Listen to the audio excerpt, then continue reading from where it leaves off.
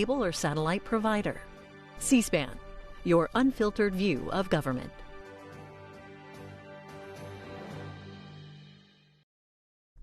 And now, on Book TV, we're live with author Paul Kengor. His books include Dupes, Takedown, and most recently, The Divine Plan, John Paul II, Ronald Reagan, and the dramatic end of the Cold War.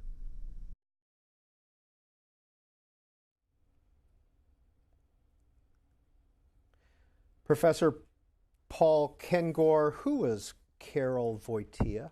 Well, first of all, let me say it's great to be here. And C-SPAN is, I think, the only truly fair, unbiased news organization in America. It's an amazing thing.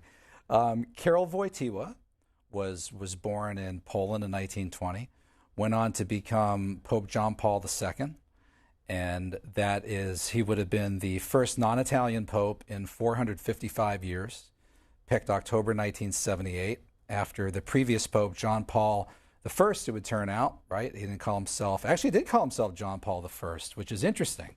It's a whole other subject, I guess, but he had been pope for only 33 days, and he was an Italian as well, and it was assumed that his successor would be an Italian, probably either Cardinal Benelli or Siri, one of the two.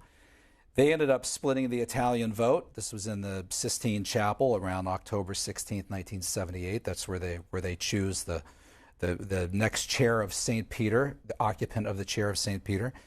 So of all things, they pick this Polish cardinal right smack out of the middle of the evil empire, the behind the Iron Curtain. Poland, the one country in the Soviet Empire where the communist war on religion, as Mikhail Gorbachev aptly called it, failed again and again and again. And I mean, obviously a religious person, as Carol Wojtyła was, would see this as providential, right? I mean, these guys go into the Sistine Chapel and they pray for the guidance of the Holy Spirit and making these selections. But so did Ronald Reagan, a non-Catholic, non-Pole, right? A guy from Dixon, Illinois, named Ronald Reagan. He saw this as providential as well. They both would see it as part of what Ronald Reagan called the DP, the Divine Plan. And that acronym is actually a phrase that Ronald Reagan and his closest friend and advisor, Bill Clark, used a lot. And Clark was Catholic, and he and Reagan all the time talked about the Divine Plan so often that they had an acronym for it, the DP. And I learned that from Clark because I was Clark's biographer. He became like a grandfather to me, very close to him. And so many times he would say, the DP, Paul, the DP, the DP. And I said, what's the DP? The first time I heard it. And he said, the Divine Plan. So they had this strong sense of God's providence in this battle of the 20th century between atheistic Soviet communism and the forces of freedom that were trying to reverse communism's hold on the Soviet Union and Eastern Europe. So long answer to your question about who is Carol Wojtyła. So what's the connection between March 30th and May 13th, 1981? March 30th, 1981, Ronald Reagan was shot here in Washington, not far from where we are right now, outside the Washington Hilton. He was shot by John Hinckley, who at that point was, he was never part of any international conspiracy. He was just trying to get the attention of Jodie Foster, the actress. That was it. Could have shot somebody else. In fact, did have plans to try to shoot other people. But that day, he looked in his newspaper, I think it was maybe the Washington Star, and saw that Ronald Reagan was speaking basically right across the street. And I don't think they print the president's itinerary and schedule and address in the paper today like they did back then. But he thought, wow, look at this. I know where he's going to be. I know exactly where he's going to be. It was about 2:25 p.m. Ronald Reagan was walking out after speaking to an AFL-CIO audience, and Hinckley was there and fired a number of times with a .22 Devastator bullet that exploded on impact. He hit a number of people, including James Brady, the press secretary, who would never be the same. Brain damage from this. And he also hit Ronald Reagan with a bullet that hit off the tire of the car and kind of sliced into a dime size, flattened dimed razor edge on it, came within centimeters of the main valve going into his heart. And Reagan at first didn't know he was hit. Jerry Parr pushed him into the back of the car, landed on top of him, and propped him up. Ronald Reagan said, "Jerry, get off me. I think you've broken one of my ribs." Jerry Parr propped him up, noticed frothy blood bubbles coming out of Reagan's mouth, and he said, "That's a lung wound. You've been hit." And he immediately ordered the driver to go to George Washington University Hospital. Ronald Reagan tried to get out of the car and walk in, but he went down. He was 70 years old at that point, in outstanding physical shape. It was, till his final days, he was in great physical shape. He went inside and required a lot of blood, a lot of blood. He could have bled to death. It was that close. And then just 6 weeks later, May 13th, 1981, which in the Catholic world is the feast day of Our Lady of Fatima, which had special meaning to Catholics, also to John Paul II. John Paul II is riding in his white Fiat Pope-mobile through St. Peter's Square, goes past the ancient obelisk where Peter himself had been martyred about 2,000 years prior to that. Waiting in the crowd is Mehmet Ali Asha, a Turkish national, and he's there holding a 9mm Browning concealed inside of his jacket. Been there all day, waiting and waiting and waiting and waiting. Finally, the Pope's car came up, and Asha reached out and fired 3 shots, hit John Paul II twice, once in the hand, once in the abdomen. Just missed the main abdominal artery, which he could have bled to death as well. Fortunately, they got him in an ambulance right away. Somehow they got through all the traffic in Rome at 5 o'clock in the afternoon, about 5:13. George Weigel, the papal biographer, says he was hit at 5:13 p.m. 5:13 p.m., 5:13:81, exact time on the clock, matched the date on the calendar. And they got him there. Stanislav Dziwisz, who was his personal aide and is now a cardinal still alive in Poland, administered last rites. They gave him immediate blood transfusions, and he could have bled to death, but he didn't. He survived. And both he and Ronald Reagan would look at their survivals as part of the divine plan, part of divine providence. And when they finally got to meet one another, they had wanted to meet since Ronald Reagan wanted to meet with him ever since he saw video footage of him in June 1979 in Poland. They finally met in June 1982 at the Vatican, one-on-one for about 50 minutes in the Vatican Library, and it was there that they said to one another that they believed that God had spared their lives for a special purpose, which they believed was to take down and defeat Soviet communism. Ronald Reagan considered Pope John Paul II his best friend. Yeah, it's a fascinating thing that Nancy Reagan, who I interviewed via email. I always interviewed her via email, never in person. Probably should have tried to interview her in person, but if my view on these things as a historian is, if you can get to the person, however you could, with as little problem for them, you just whichever way you can converse with them is best. She even used that language. She used that language as well. And Ronald Reagan, I first heard this. I had written my first book. I guess my first book was published in 2000. It was my dissertation. No one read it. That's another story. On the Vice President? On the Vice President. That's right. My first real kind of published book was 2004. It was called God and Ronald Reagan. And I was at a function in New York. And it must have been, I footnote all of this in my books, but I think it was in 2005.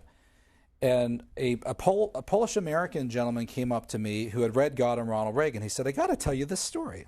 You got to hear this. You got to know this, because you're going to be writing more on Reagan. You got to know this." He was with, his name was Chris Zawodkowski, if I'm saying his name properly. He was with 2 other Poles who were running for office with the Solidarity Movement in what would have been the historic elections that the Solidarity Movement had in June 1989. So this is a few months prior to this, spring of 89, probably April 1989. Ronald Reagan is no longer president at that point. And they met with Ronald Reagan at his office, and retired president. They asked him for a little campaign advice, whatever else they could get from him. Ronald Reagan said a couple interesting things. He said, one, first of all, listen to your conscience, because that's where the Holy Spirit speaks to you. Reagan said that, right? Not John Paul II. Reagan said that. They thought, I didn't expect to hear that. And then he also pointed to a picture of John Paul II, and he said, "He's my best friend." He said, yeah, I'm Protestant. He's obviously Catholic, but he's my best friend. And they wanted me to know that. They wanted me to know that story. And I was since able to confirm that through a number of sources. Now, this is very important. He wasn't really his best friend, right? I mean, they weren't. Reagan had other closer friends and people that if he could have listed 10 best friends, he would have listed 10 other people. They didn't go to the ball game together. They didn't call one another up. So they weren't best friends in the way you might understand that. But I think what Reagan was saying there was in this battle of a lifetime for both him and for Karol Wojtyła, John Paul II, Ronald Reagan had no better friend in the world in the takedown of Soviet communism than John Paul II. And that's not to disregard the role of Margaret Thatcher, Mikhail Gorbachev, Václav Havel, Lech Walesa, the Solidarity Movement, and others. But in this battle against Soviet communism, he felt that he had no better friend than John Paul II. You've written about the spiritual lives of 3 presidents now, or 2 presidents and one One candidate. near president. Yes. I'm sorry? And one near president. Near president. Hillary Clinton. Right. Correct. I did God and Ronald Reagan in 2004, and then followed that with God and George W. Bush. 2005. And my editor at the time, this would have been the Reagan Books imprint, Judith Regan's imprint at HarperCollins. I've never said this before, but I guess I'll say it here. But they asked me, they wanted to do another God and book. So who would be the next God and who? And they actually suggested Laura Bush. And I thought, no, I don't really want to do it. I just don't really want to do that. Nothing against her. By the way, she has an interesting story. But I thought, first of all, it's going to require a ton of research, a lot of time. I'd have to spend a year in Texas probably interviewing people. I couldn't do that because I teach at Grove City College, Grove City, Pennsylvania. I couldn't get a year to do that at that point. And I told them, the editor was Cal Morgan. And I said to him, I do, however, have another God and book that I kind of like to do. It's on somebody that I wouldn't vote for, but I think they have a very interesting faith story. And I said, how about God and Bill and Hillary Clinton? And Cal Morgan said, oh, yeah. We got to do that. We got to do that. So I wrote the book that way, but we ended up focusing more on Hillary Clinton because at that point she was the coming candidate and Bill would be part of it. And one of the reasons, too, Peter, that I wanted to do that book is I wanted people, especially in Washington, to realize that there's something out there called the religious left, right? During the Bush years, it was as if, if you're a religious person, well, then you're a right-wing, fundamentalist, evangelical Bible thumper, right? And everyone had this narrow caricature of what a believer was. And meanwhile, I knew that Hillary Clinton was out there who called herself a devout Methodist. She was religious left. And she still is. She still is. She still is. And so I thought it'd be good to lay out an example of somebody who was religious, but coming from the religious left. And also, too, at that point, a couple surprises in that book that surprised conservatives and liberals alike. And I would remind conservatives of this. She was a big defender of religious liberty when she was in the U.S. Senate and even when she was First Lady. And also, too, she was completely against same-sex marriage. And she explained that according to the teachings of her faith, of Scripture, of tradition, her understanding of these things, that you couldn't support same-sex marriage. Now, she changed on that in 2012, right after the election of November 2012. And it's a good question if she changed for political reasons or if she had a genuine change of heart or, progressive would say an evolution in her thinking on that issue. I'm not totally sure. I guess probably only she really knows. But that was something that I like to remind people of as well about her. And what's the significance of what you call the religious left? Politically? Yeah. So, the religious left, these would be people like, in fact, let me stick to the same-sex marriage issue. That's very telling. Nancy Pelosi, who's a liberal Catholic, Barack Obama, who was United Church of Christ. I'm not sure which denomination he's in now. They both cited their faith for their belief in same-sex marriage. And Obama talked about the golden rule of all things, do unto others, right? And Nancy Pelosi even said, well, my faith teaches tolerance and acceptance. And so therefore, I accept and tolerate and believe in same-sex marriage. Now, that's obviously against her Roman Catholic faith.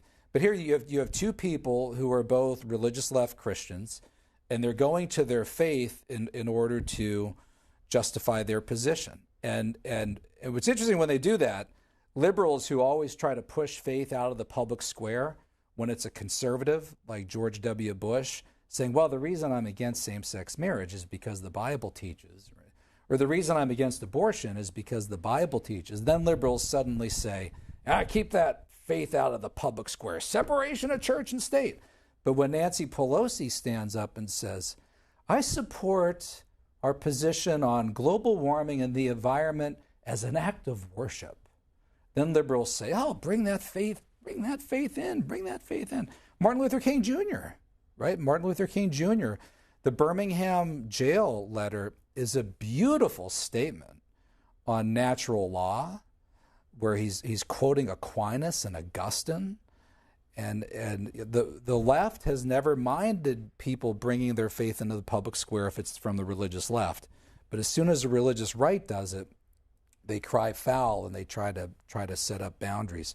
Ruth Bader Ginsburg, in her dissenting opinion of the Bladensburg Cross case just a few weeks ago, and which was about a 40-foot cross in Bladensburg, Maryland, I wrote a piece for American Spectator criticizing her position. I'm a columnist for the American Spectator. And I pointed out there, as did Justice Alito in the majority opinion, well, there are Stars of David. One in South Carolina that was erected in 2001. Also a Holocaust display in Philadelphia that also includes a metal model of the burning bush, the scrolls. I mean, if we want to start taking down memorial symbols on government property because you don't like the cross that's there in Bladensburg that was erected in 1925. It's a World War I tribute. A World War I tribute. Gold Star Mothers of World War I to their 49 fallen boys. And they're gonna erect a memorial. Of course it's going to be religious. What are you going to put up, Barney the Purple Dinosaur? Of course it's going to be a religious symbol. So they put up a religious symbol, and the Circuit Court of Appeals judge who ruled against it actually recommended that they saw the horizontal arms off the cross. Saw the arms off the cross, which then become a pillar, I guess. Saw the arms off the cross and it could stay. But the court ruled that it should be allowed to stay. I mean, if we're going to talk about tolerance and diversity, I mean, how can you push the thing down with a bulldozer? But my plea to Ruth Bader Ginsburg and others would be, let's just I wouldn't do this to a giant Star of David. If you want genuine tolerance and acceptance and genuine religious freedom, you don't go around pushing over memorials, whether or not they're crosses or Stars of David. Paul Kengor, in your book, The Communist, you talk about some influences that some of these people have had. Ronald Reagan, Ben Cleaver, Hillary Rodham Clinton, the Reverend Don Jones. Right. Yeah, people who were very influential in their early lives. I mean, you don't get the Ronald Reagan of history, and I think as well, not even Hillary Clinton without the impact of those particular people. And Ben Cleaver would definitely be considered probably more traditionally a conservative. Who was he? He was Ronald Reagan's pastor in the Disciples of Christ denomination in Dixon, Illinois.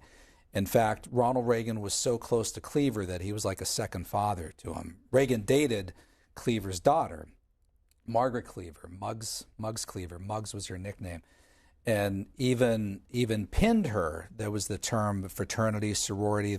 You would wear the girl would wear the guy's pin, which was tantamount to a near engagement at Eureka College. So he thought he would marry her.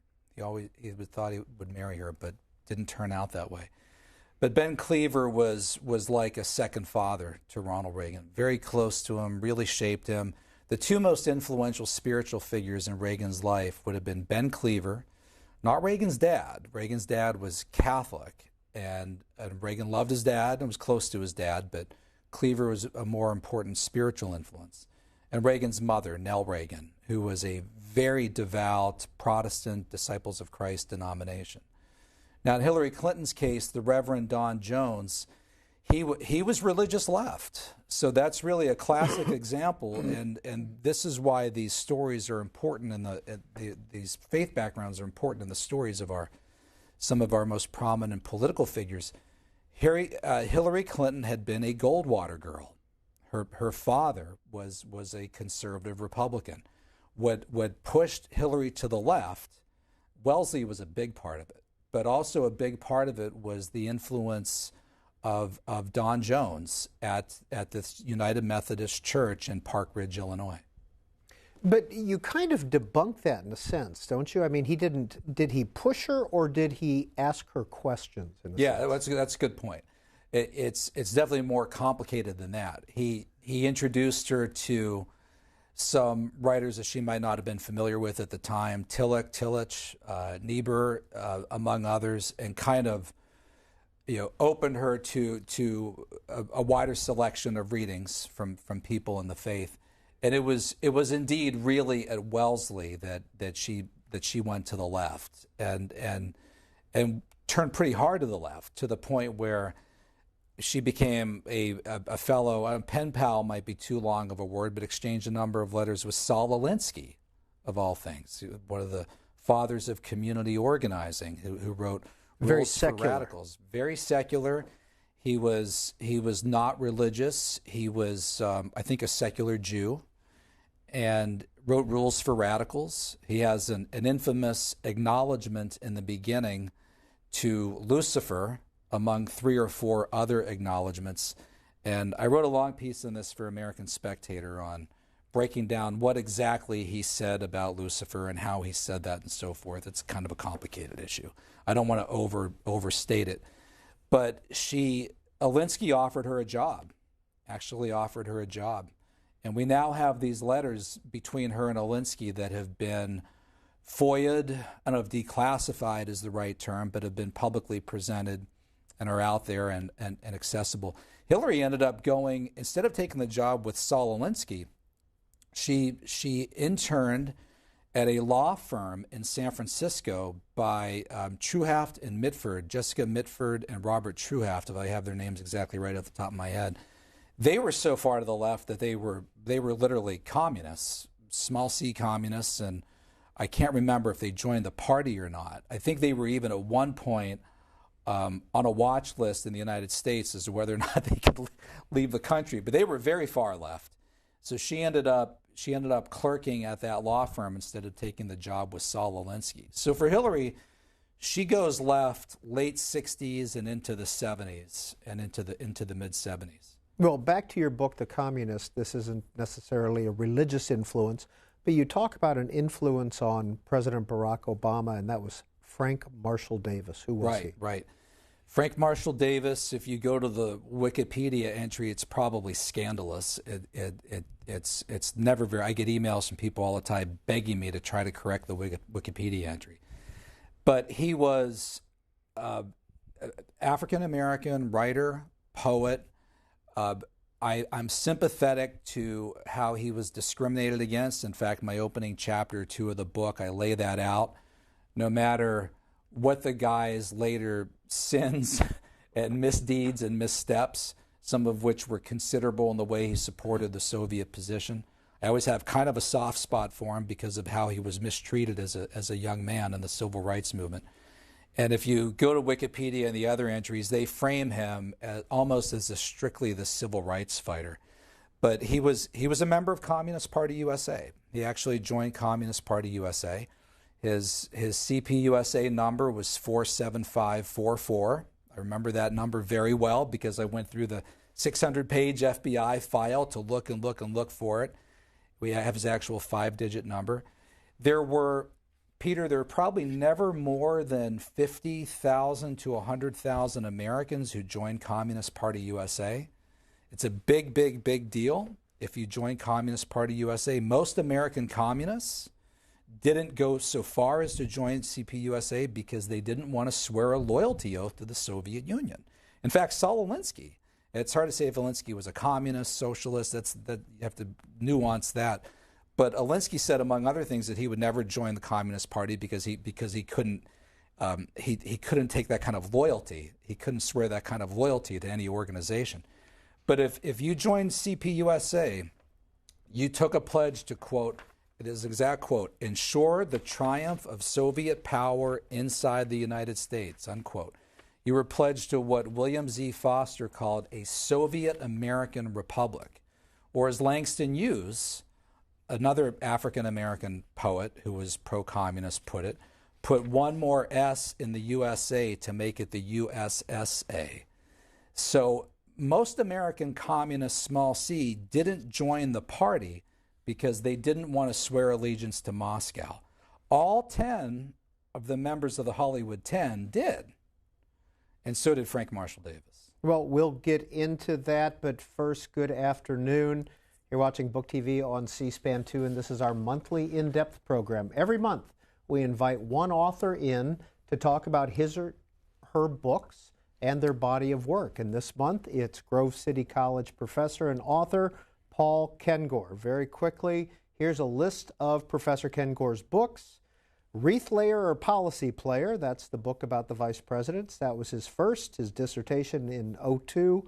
God and Ronald Reagan in 2004. God and George W. Bush, A Spiritual Life, came out in 2005. The Crusader, Ronald Reagan and the Fall of Communism, came out in 2006. The Judge, William P. Clark, Ronald Reagan's Top Hand, was in 2007, as was God and Hillary Clinton. Dupes, How America's Adversaries Have Manipulated Progressives for a Century, came out in 2010. The communist Frank Marshall Davis, The Untold Story of Barack Obama's Mentor, came out in 2012. 11 Principles of a Reagan Conservative, 2014. Takedown, From Communists to Progressives, How the Left Has Sabotaged Family and Marriage, in 2015. That one's a bit of a turn for you, a social issue there. It is. A Pope and a President, 2017. The Politically Incorrect Guide to Communism, in 2017 as well. And The Divine Plan is his most recent, just came out this year. We want to hear from you as well as we continue our conversation. We're going to put the phone numbers up on the screen. 202 is the area code. 748-8200 for those of you in the East and Central time zones. 748-8201 if you live in the Mountain and Pacific time zones. We'll also scroll through the ways to get a hold of us via social media, and that includes email. And that's booktv@cspan.org. So we'll scroll through that. If you want to call in now or make a comment via social media, we'll get to those just as quickly as possible. Speaking of veering off you refer to yourself as a Cold War historian. You do write a lot about communism in that era, but in your Politically Incorrect Guide to Communism, did I read this correctly? You equated gay marriage with the communists? Well, so the book Takedown deals with this, and I first noticed before the Democratic Party and before liberals had the position where people like Barack Obama and Hillary Clinton switched. I read People's World, which is the publication, it's the successor to the Daily Worker. So I check it every day. I check the website of Communist Party USA, which is cpusa.org. So I started noticing... And you check that every day? I check it every day. I don't check it every day because the content doesn't change that much. But I check it at least a couple times a week. So I started noticing in the early 2000s that they favored same-sex marriage. And I was really struck by that because that's way before Barack Obama changed, way before Hillary Clinton changed. The Democratic Party, I think it was 1995, supported the Defense of Marriage Act overwhelmingly. I don't know what the vote was in the Senate, 88-12 or something like that. Almost every Democrat supported it. Bill Clinton as president supported it. It was defining marriage as between a man and a woman. So I noticed early on that the communists were supporting that.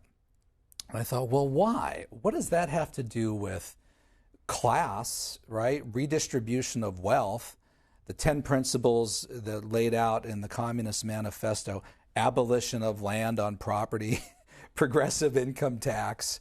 What does this have to do with communism, right? What does it have to do with it?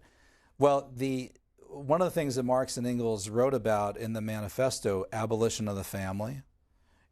So if you read some of these earlier writings, and especially if you delve into the Frankfurt School and the people who dealt with Marxism on a cultural issue, Herbert Marcuse, Wilhelm Reich, who was one of the Frankfurt School people, he wrote the book The Sexual Revolution. Those people went into sexual gender issues. Kate Millett, who later became known as the Mao Zedong of the women's movement, she wrote Sexual Politics, her dissertation at Columbia in the 60s. She was on the cover of Time magazine. They all applied Marxism to sexual, gender, cultural issues, marriage, family. So the communists were actually out in front on all of this stuff long before the Democratic Party switched. The first time that I saw the phrase LGBTQIA plus was in People's World. I didn't even know what it meant. I mean, I had to find out what it meant. I later found out that I is for intersex, A is for asexual, plus is for all the other gender options. Facebook, I think, has 71 different gender options. So the plus just includes all of those. But they were way out in front on this issue long before the Democratic Party switched on it. And so one of the things I did in that book, Takedown, is I tried to trace, going back to the 1800s, and I say very, very, very carefully, the communists didn't give you same-sex marriage, right? I mean, all of these things are very complicated. But it's very interesting that the communists being about as radical as you can get on the left, Marx said communism represents, quote, the most radical rupture in traditional relations. That's an exact quote from Marx. He wrote a letter, and you can find this at the website marxist.org, 1843, to Alexander Rouge, calling for, quote, the ruthless criticism of everything that exists. The ruthless criticism of everything that exists.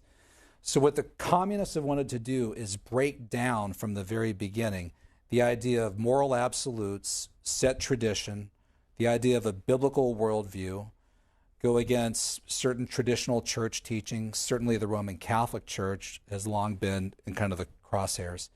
So they've been willing to fundamentally transform all these things before anybody else. So it's not like, and I say this very carefully in the book Takedown, the communists didn't give you gay marriage. I'm not making that argument. But it's fascinating that they were way out ahead of kind of the mainstream left and Democratic Party on these issues before Democrats were. Was it ever illegal in this country to be a communist, to be a member of the Communist Party? It's a good question. I should know that. And the other friends of mine could answer it better. But the main goal of, I mentioned the Hollywood 10 a few minutes ago. When they were called to Washington to testify in October 1947 before the House Committee on Un-American Activities, what Congress, Democrats and Republicans alike, most of the heads of the House Committee on Un-American Activities were Democrats throughout its existence.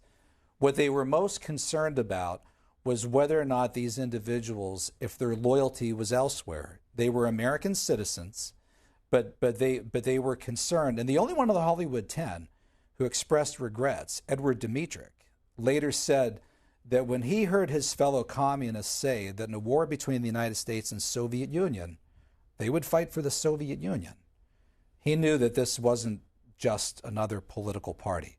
Their loyalties were truly elsewhere. Now, on the issue of should they have been blacklisted, I mean, that's a whole other issue. I don't support that.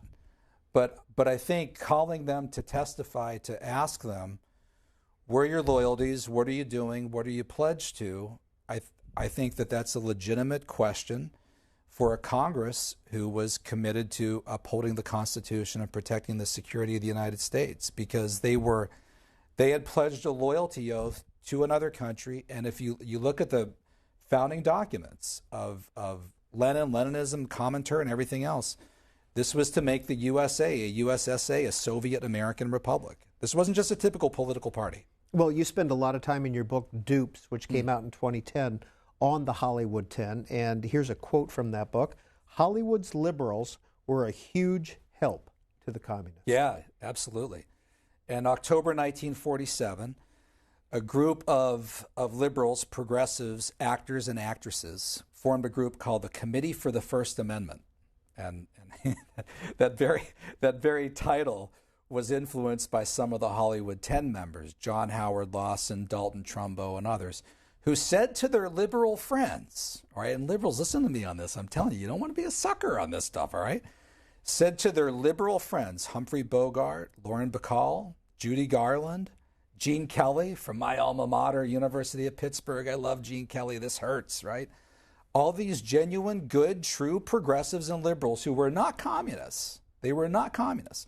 But Lawson and Trumbo and the others said, these fascist Nazis at the House Committee on Un-American Activities, they're calling us to testify. We're not communists. We're progressives just like you. We're all about the First Amendment, all about the First Amendment.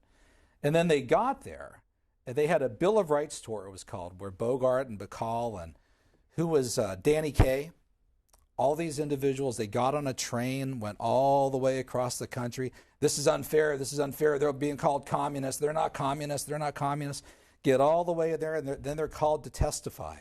Albert Maltz, Dalton Trumbo, John Howard Lawson, and these idiots, right, in the House Committee on Un-American Activities and their lawyers, well, they've got stacks of documentation. They've got checks written out to the Daily Worker. They've got all their 5-digit CPUSA numbers. We've had those since 1947. And they present all of this stuff. And Lawson and the others, how did they respond? Screaming at him. Nazi! Fascist! Well, this is like the Reichstag fire in Berlin, right? They just flipped out. Well, Bogart and Bacall and the others saw this, and they said, we've been lied to. We've been suckered. We've been duped. And Bogart, I quote all this in the book, even said, you, and I can't say this on air, F word, right? You blankers, you sold me out. You embarrassed me. Lauren Bacall, who remained a liberal in good standing to the end of her life, said we were suckered. We were lied to. We were duped. They made fools out of us. So the Hollywood 10 members lied to their friends. They lied to their friends as well. Who was John Howard Lawson? John Howard Lawson was known as Hollywood's commissar, and he was probably the most aggressive, militant, activist, communist among the Hollywood 10, and not a very nice guy. Lester Cole was another who was very aggressive, and later, till the end of his life, really dug in and really called Humphrey Bogart a hypocrite. I have an appendix in the book Dupes where I deal just with Humphrey Bogart. I found in the Soviet Comintern archives and Communist Party USA a Bogart who attended the Workers' School in New York. I think it was 1931 or 34. It's all in the book. And I go through, could this have been Humphrey Bogart? And I was never able to prove it entirely, but there's a good chance it might have been. And with Bogart, if it was Bogart, then Bogart could have been an example of many people on the left who at one point were pro-communist or communist, but broke away from it.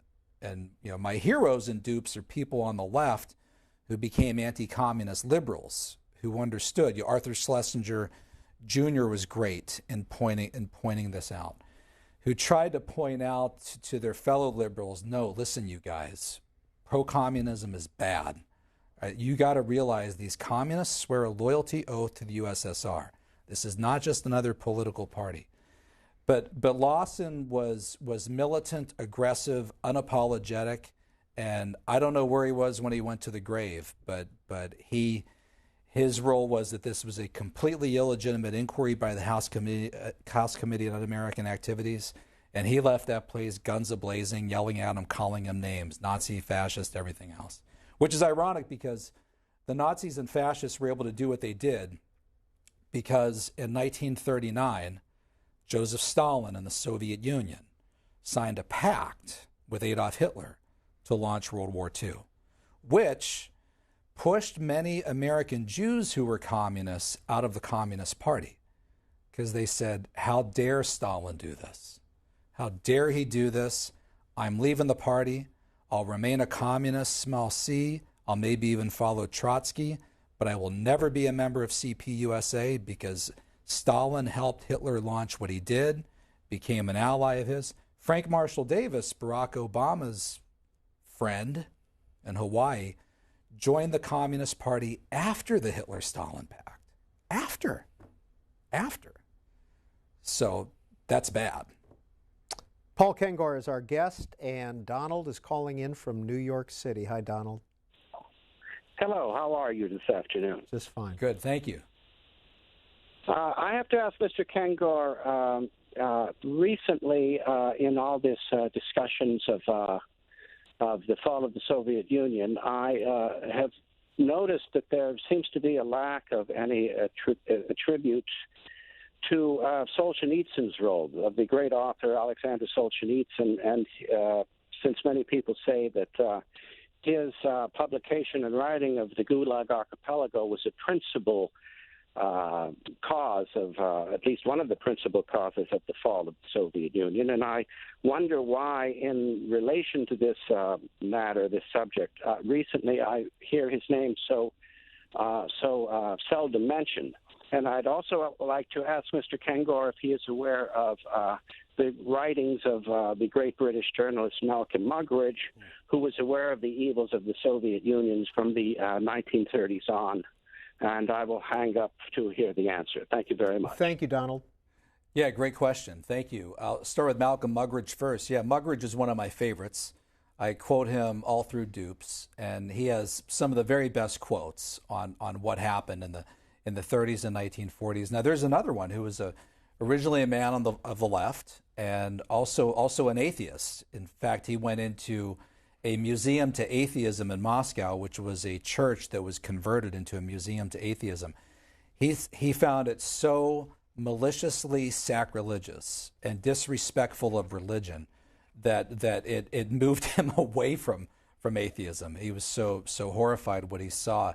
Walter Duranty, who was the New York Times reporter who won a Pulitzer Prize for his reporting on the Soviet Union in the 1930s, who misreported badly what happened on the Ukrainian famine.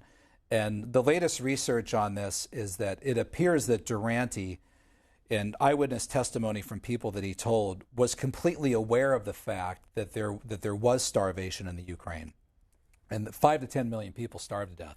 And he was aware that millions had starved to death. He misreported this in the New York Times. Muggeridge would call Duranty the greatest liar that he met in 50 years of journalism. So, but Malcolm Muggeridge, yes, fascinating individual, very important. Alexander Solzhenitsyn, you're right. Solzhenitsyn deserves much more acknowledgement than he gets. I don't know if he's being taught today in our colleges, in our schools. I think that most of this stuff, in fact, everything that I just said over the last half hour or so, are things that you won't hear in probably the typical college, which is why I think we're seeing this surge of interest today in socialism and democratic socialism. Alexandria Ocasio-Cortez was born in October 1989. She was probably nursing at her mother's breast when the Berlin Wall fell. So the modern generation has no living memory of any of this stuff. But Solzhenitsyn, he's really not remembered, and probably, I don't know, maybe the name is hard to spell, hard to pronounce, who knows, but for whatever reason, he's not getting his due. You're correct. How did that manuscript get out of the Soviet Union? He was released by the point it was published, correct? That's right. Yeah, I don't know exactly how it got out, but it's a very significant volume. I've had my students read not the Gulag Archipelago, which when I lecture in class I quote from passages of it, but I've had them read A Day in the Life of Alexander Denisovich. I'm missing his first name. Ivan, yes. And that's a much smaller book, and it's written by Solzhenitsyn. Very good, very, very powerful. Solzhenitsyn had such an influence, too, on Ronald Reagan deciding in 1976 to challenge Gerald Ford for the presidential nomination, for the Republican presidential nomination. Reagan was so appalled at Gerald Ford refusing to meet with Solzhenitsyn when Solzhenitsyn came to America in 1975. Solzhenitsyn spoke to the AFL-CIO, which was great on this stuff in the 1970s. Lane Kirkland, very good anti-communist American labor union. And Ford and Kissinger refused to meet with Solzhenitsyn. And Solzhenitsyn even referred to, Ford referred to Solzhenitsyn as a, quote, G-damned horse's ass. And he used the full language. And accused him of seeking publicity by coming to the United States and seeking meetings and so forth, which was so appalling and so outrageous that Ronald Reagan, it was the final straw, convinced Ronald Reagan to challenge Gerald Ford, and almost convinced the editors of National Review, William F. Buckley Jr., to endorse Jimmy Carter in 1976 over Ford. So it was it's probably one of the worst things that Gerald Ford did. Let's hear from Banks in Toledo, Ohio. Hi, Banks. Hello. Brother Paul, that book by you in regard to George W. Bush is fascinating. Just a couple of succinct questions. One, did George W. Bush order a forensic analysis on 9/11's rubble? And two, did the issuance of $240 billion in securities by George H.W. Bush in 1991 becoming due 2001, September 12th, merit mention in your book? Okay, Banks, would you consider yourself to be a 9/11 truther, a so-called 9/11 truther? I'm looking for justice in relation to the occurrence in regards to people being incinerated, 3,000 people being incinerated. Please, Peter, let them answer my question instead of you bringing your points of view in here. Thank you, sir. Well, I must say, no, I did not look into either of those issues, Banks. So I do focus at great length on September 11th, how that affected George W. Bush. It's quite interesting that George W. Bush, at that point, as everyone knows, was in a school in Florida when he got the news of 9/11. And in so many ways, that's very telling, because this was a man who, at that point, was dedicated to a presidency that was going to be domestically focused, with a big focus on education. In fact, a big focus of George W. Bush at that time was what he called compassionate conservatism. So he was going to be the education president. He was going to focus on, really from a faith perspective, things like faith-based initiatives. He even had an office of faith-based initiatives. So he wanted nothing to do with foreign policy. He would have been miles away from foreign policy.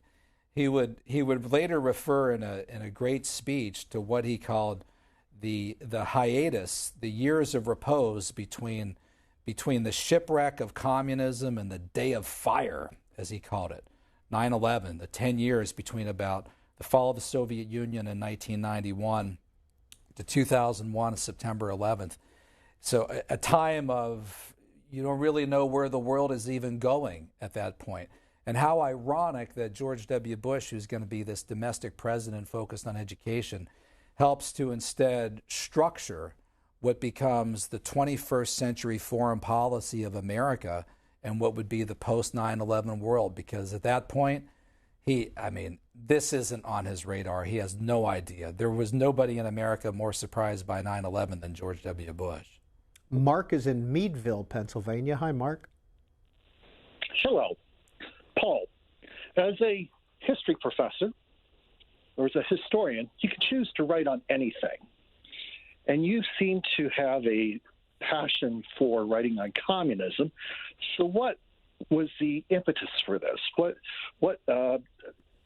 led you down that particular path? Thank you, Mark. Well, it's a great question. I could probably speak for the entire remainder of the show on this. I'll try not to say too much, but I was an undergraduate at the University of Pittsburgh in the late 1980s. I was pre-med Peter, right? You guys could have, liberals, you could have spared me of all of this if I would have just stuck on the road to medicine, right? I worked for Dr. Thomas Starzl, who was the pioneer of organ transplantation, died only very recently. By the way, an amazing documentary film called Burden of Genius was just done on Dr. Starzl.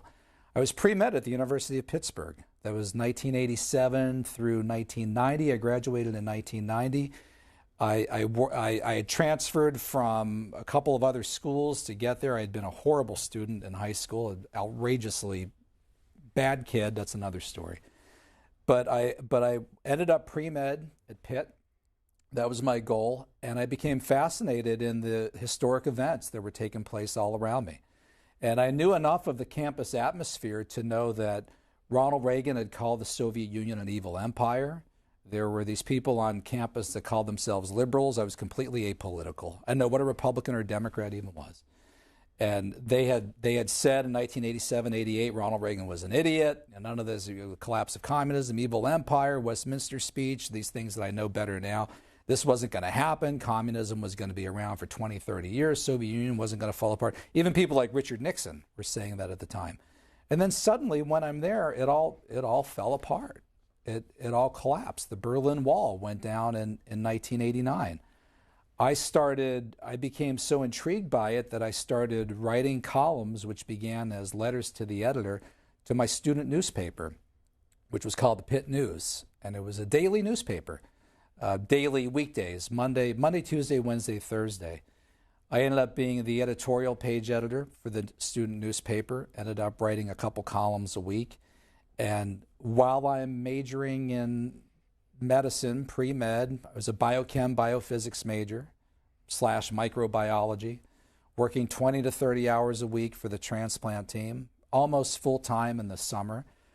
And then when I graduated, worked there full-time for a full year. But I was really focused and fascinated by the collapse of communism, Ronald Reagan's role, Mikhail Gorbachev's role, Margaret Thatcher, John Paul II, Václav Havel, Lech Walesa.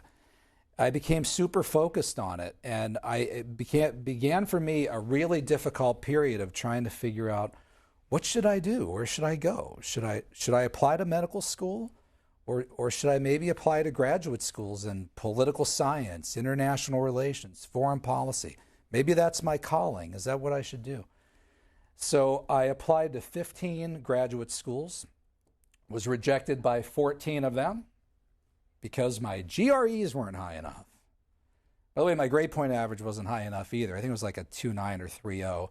But it was I think I had like a 3.9 in my poli-sci courses, but I got news for you. Genetics and biochem and organic chem is harder than poli-sci, all right? So, the D's in those courses kind of dragged down the GPA. I tried to explain that in my applications, but they didn't care. So I was accepted, God bless them, by the School of International Service at American University. And to show that I guess they weren't too stupid by letting me in, I think I got like a 3.9 there, or close to that, whatever it was.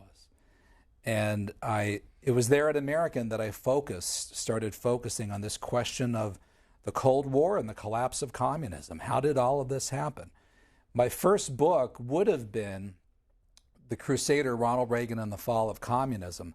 That ended up being detoured by God and Ronald Reagan because in the course of exploring Reagan's thinking and view and worldview and all of these issues, I ran into this huge amount of information on Reagan's faith that I did not expect to see. And friends said to me, that's the book you need to write. Stop, write a book on Reagan's faith. So God and Ronald Reagan came first, and then the Crusader came later. But that's a little bit of my story. Mark from Meadville, thank you. How'd you get to Grove City? So at American University, I was there from 91 to 93. And I noticed Grove City College, and I knew that it was a conservative college.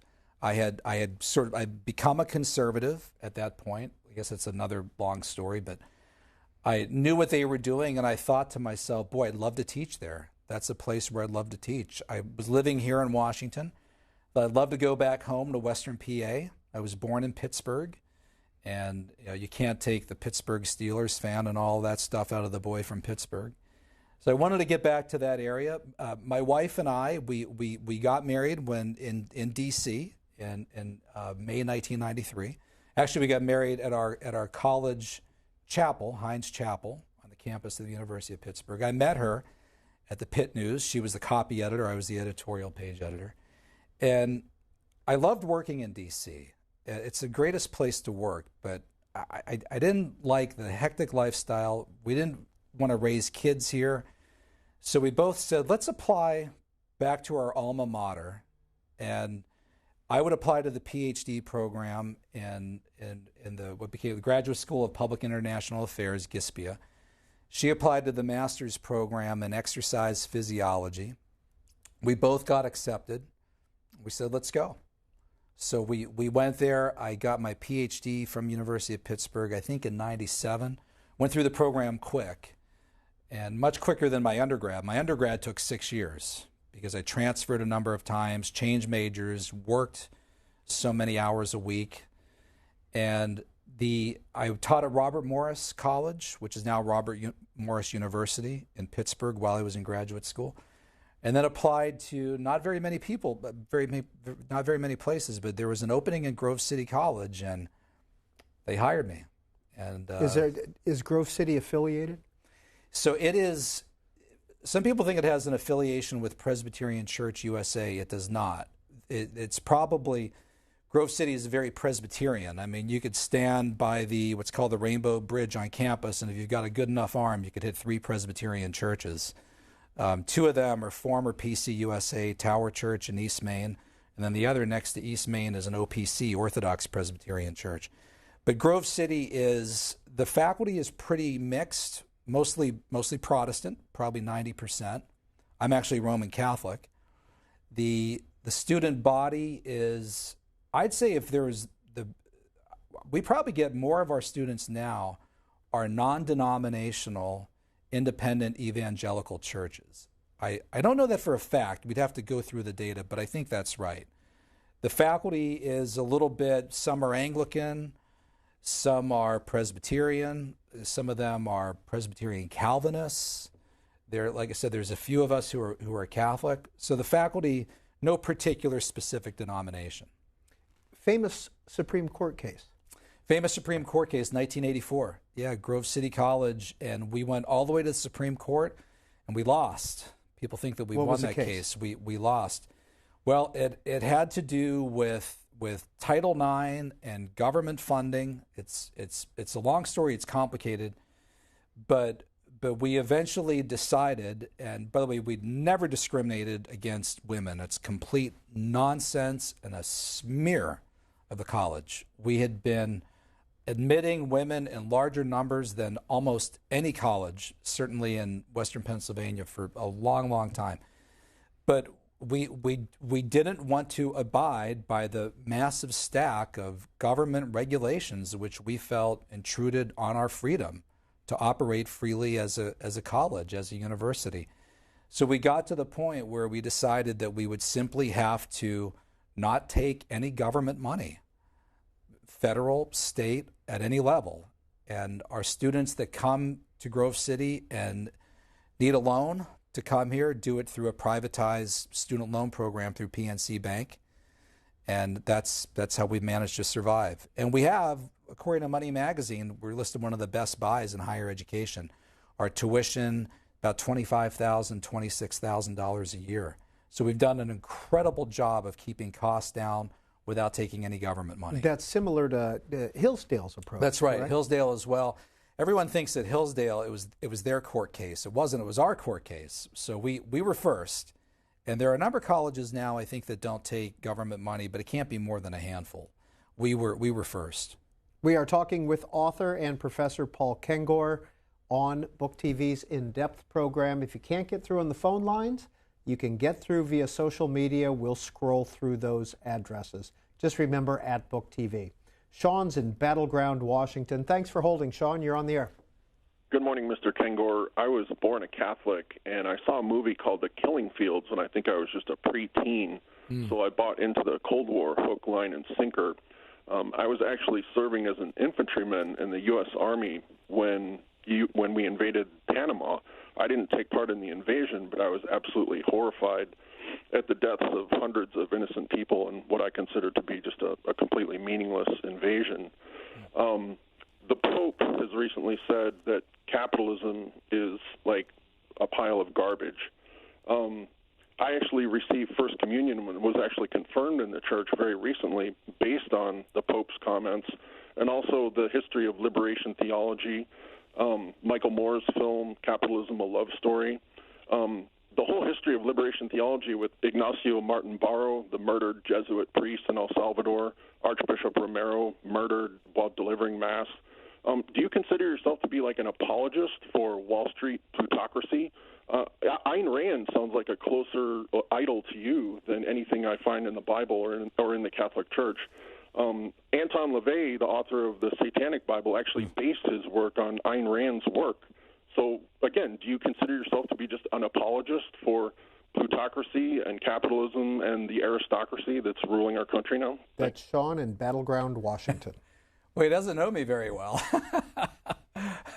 I'm not. I don't support Ayn Rand. Actually, I'm not a libertarian. I'm a traditional conservative. In fact, I'd say that I'm first a Christian, a Roman Catholic, and my faith informs my view on politics. I'm a conservative second. I guess Republican next. Although I don't consider party affiliation very important.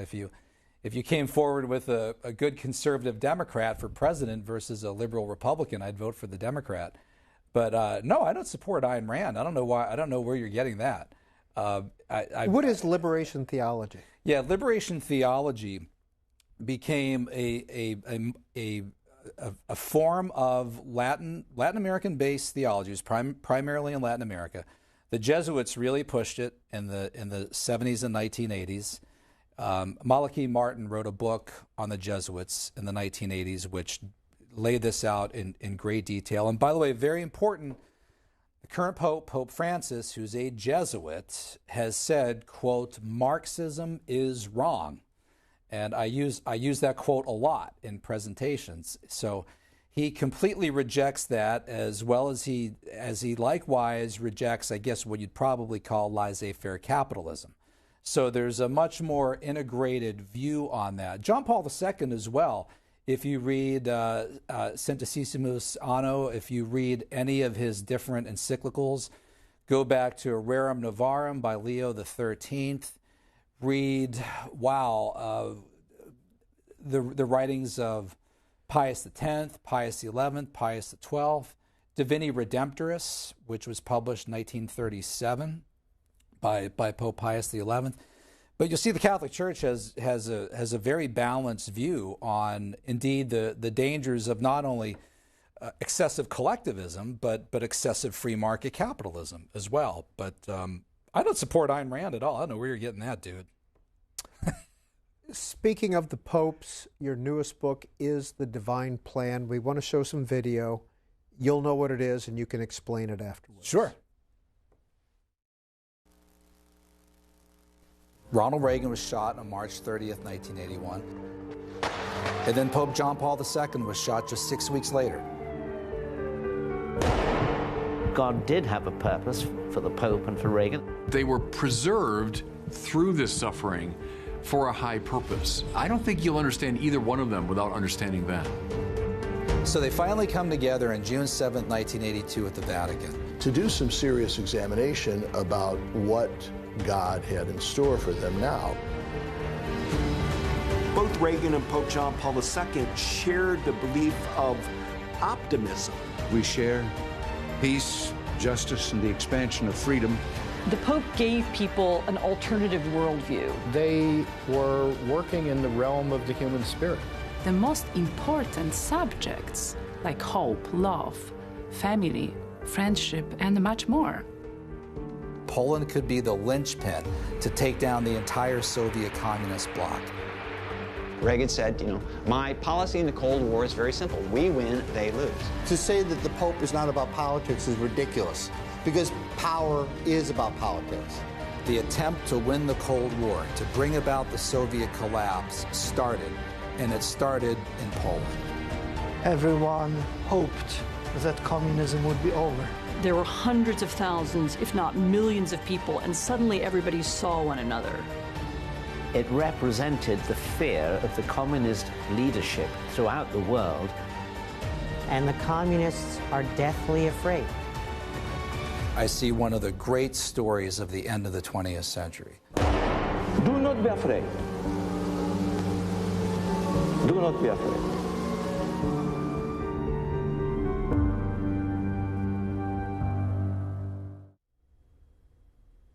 Paul Kengor, what were we watching? It's an amazing film documentary by Robert Orlando, and the way that came about, he had read my book, A Pope and a President, which came out in 2017, and that was on Ronald Reagan and John Paul II, end of the Cold War. The movie rights to that book were purchased by a guy named Scott Sander, Scott and Christian Sander, father and son team. Ponce Productions is the name of it, spelled P-E-N-S-E, Ponce Productions. So they own the movie rights to the book, and Rob came to me and said, I'd love to do a film documentary based on the book. And I said, well, you can't because Ponce Productions bought the title to that. I said, but you're free to do whatever you want. If you want to do a documentary on Reagan and John Paul II, go for it. So he decided to do his entirely own thing. The Ponce Productions film will be an actual film with a script, with actors, actresses acted out, classic Hollywood style. So Robert Orlando put together a group of 14 different people that he interviewed. So I'm one of 14, including people like H.W. Brands, Douglas Brinkley, George Weigel, the very top scholars of Reagan and John Paul II, Ann Applebaum, who's brilliant in this, Bishop Robert Barron, Cardinal Timothy Dolan, John O'Sullivan, Mark Chodakevich, and Monica Jablonska, his wife. Who am I missing?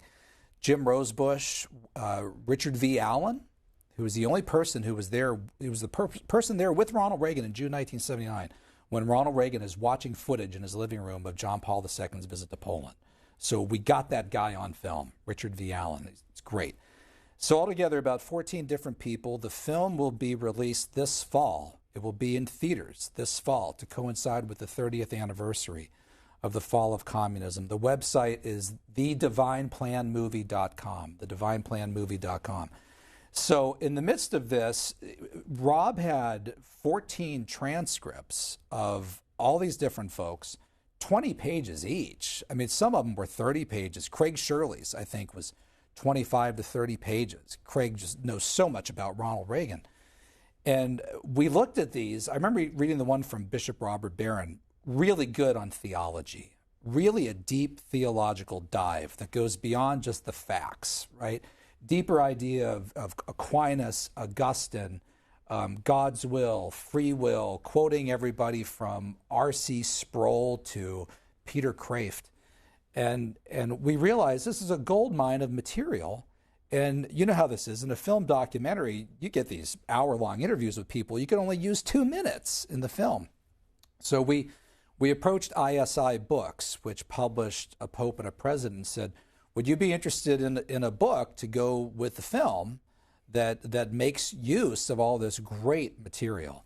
And Jed Donahue, the world's best editor, fabulous editor, he said, yeah, we'd like to do this. So we put together the book, The Divine Plan, and the book was released in June. So we released that. We had the opening presentation at the Heritage Foundation, I think June 10th. So the book is out now. It's called The Divine Plan. And the film, The Divine Plan, the movie, will be out in November. And you can read about both of them again at the thedivineplanmovie.com website.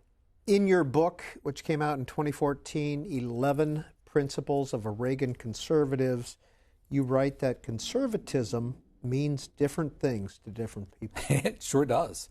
It's a mess. It's really a mess. You ask 10 different conservatives today for a definition of conservatism, you'll get 10 different answers. And that's especially true in the Trump era, right? And to be fair, you ask 10 different progressives for a definition of progressivism and you'll get 10 different answers. And one of the reasons that I wrote that, it began as a conference paper for one of our conferences at Grove City College, run by our Institute for Faith and Freedom.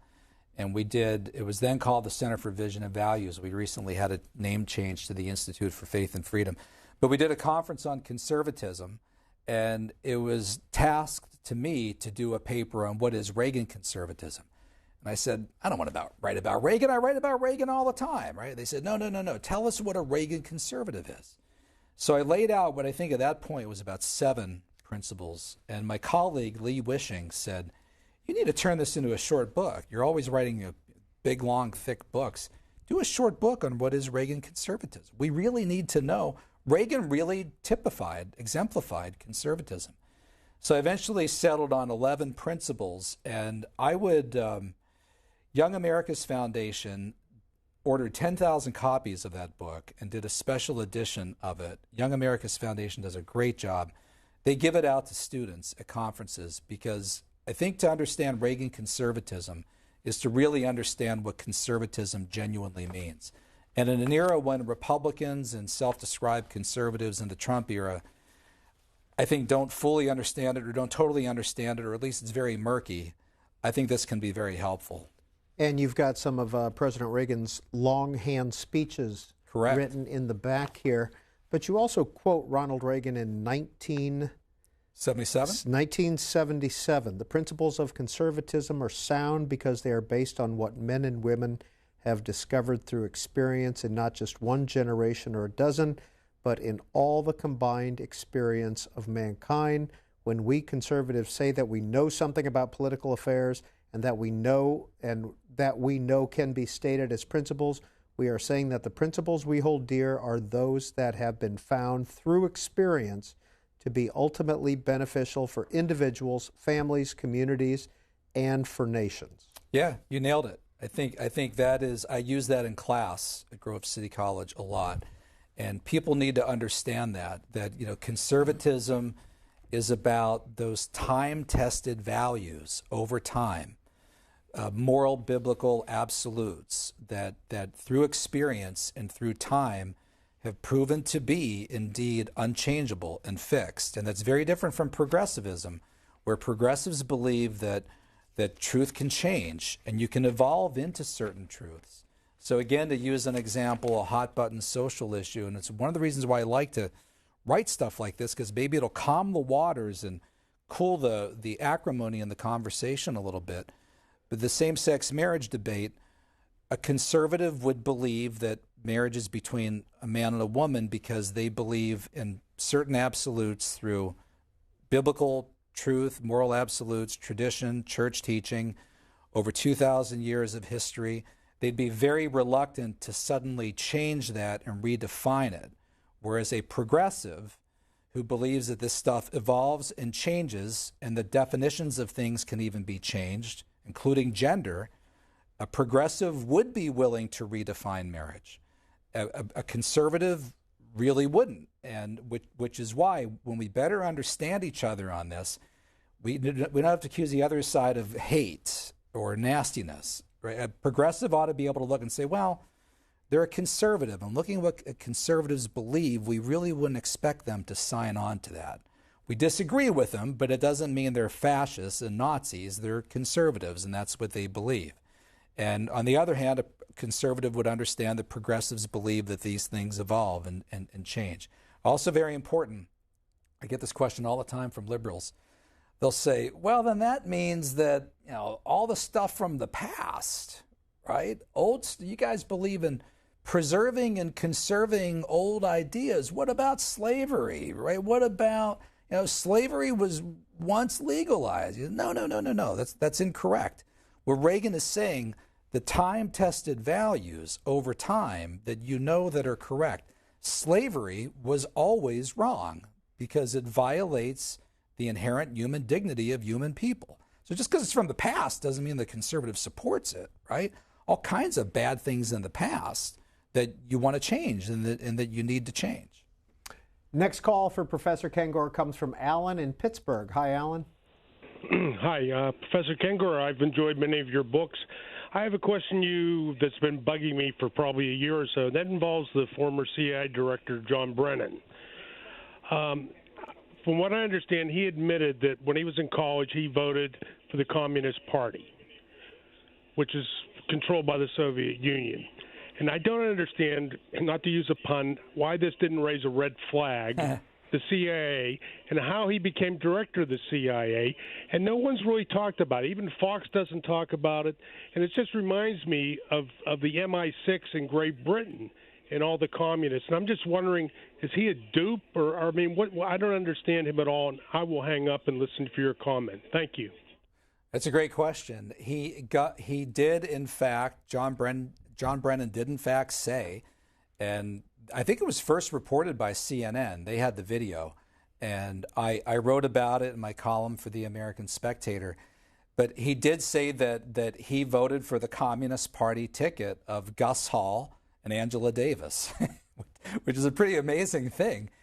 Angela Davis was awarded the Lenin Prize in Berlin by Erich Honecker, and in East Berlin by Erich Honecker and the communists. I mean, the guys who built the Berlin Wall of all things. She ran on that ticket as vice president, Gus Hall as president. Gus Hall was the head of Communist Party USA, ladies and gentlemen, from 1959 until his death in 2000. I mean, that's a longer run than any Soviet general secretary had. And he was also very corrupt, and he and Communist Party USA took annual subsidies from Moscow. Moscow actually subsidized the Daily Worker and subsidized Communist Party USA. It got as high as about $2 million a year. This was reported in the book Operation Solo by Barron, and it had to do about Morris Childs, back down to the penny in the appendix. He's got the exact subsidies through the 1960s and 1970s from the Soviet Union to Communist Party USA. But yeah, John Brennan, in fact, voted for that. And in the past, that would have been enough of a red flag to probably deny somebody a security clearance for a government job. He instead became Obama's CIA director. Now, hopefully, if it was raised during that time, and I don't know if it was, he would have said, listen, that was a youthful thing. I am certainly not a communist today, and I don't support that drivel now. The communists killed 100 million people in the 20th century. Now I'm generally on the left. I'm a progressive, but I'm certainly not a communist. Vincent's in Boca Raton, Florida. Hi, Vincent. Hi, thanks for taking my call. Professor Kengor, my question has to do with American Jews who have prospered under capitalism more than any other ethnic group. Indeed, they comprise 38% of America's billionaires, while only being 1.8% of the population. Why do at least 80% of Jews support hard left politics? They provide the intellectual weight of leftism and the financial support, the predominant financial support of leftism. So why is that? It would seem to me to be very self-destructive. And one last thing. Thou shalt not steal, thou shalt not covet thy neighbor's goods. Two proofs that Christianity is closer to capitalism than communism, because private property is the very basis of capitalism. Anyway, I think you do great work. Thank you so much. Well, and also people object to the term capitalism because it applies an ism to something that, I mean, I generally support free markets, right, and private property. And certainly, speaking of Jews, the Ten Commandments, right? The Judaic teaching, one of the commandments is thou shalt not steal, which does indeed, the biblical Judeo-Christian framework assumes the right to own property. And by Marx and Engels, the Communist Manifesto actually says the entire communist theory may be summed up in the single sentence, abolition of private property. Now, right then and there, they've got their anthropology wrong. When you want to deny people private property, you're going to have to use force, you're going to have to use guns, you're going to probably have to use gulags, you're going to have to use the arm of the state to enforce that because it goes against biblical and natural law. You're going to have a bloodbath on your hands, and that's what they got. As far as American Jews, how they vote, I mean, I haven't looked into this, other people, but I think about 2/3 of Jews vote Democrat. I teach Middle East politics at Grove City College, and so I have a handle on some of that data. And I think about 1/3 vote Republican, It may be as high as maybe 3/4 that vote Democrat, maybe a fourth that vote Republican, but it's something like that. The one big, I think, dividing line that I've seen is that religious Jews, Orthodox Jews, are definitely much more politically conservative than non-religious Jews who tend to be more liberal. So if I see where do Jews stand, if there's a dividing line, it probably has to do with largely, with many exceptions, of course, but in terms of broader data. Orthodox practicing religious Jews tend to vote more Republican and tend to be more conservative, which is true too for Christians as well. Email from Patricia. Mr. Kengor, how would you rate FDR on his dealings with Stalin? Was he totally duped by Stalin, or did he merely overlook the evil of the Soviet regime in order to defeat the Nazis? Yeah, totally duped. It's terrible. FDR's record with Stalin and the Soviets is really, really bad. And I spend a lot of time on that in Dupes.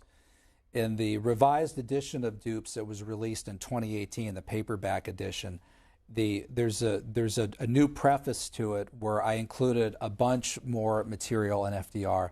I continue to find more and more and more. FDR was badly misled and naive about the communist threat.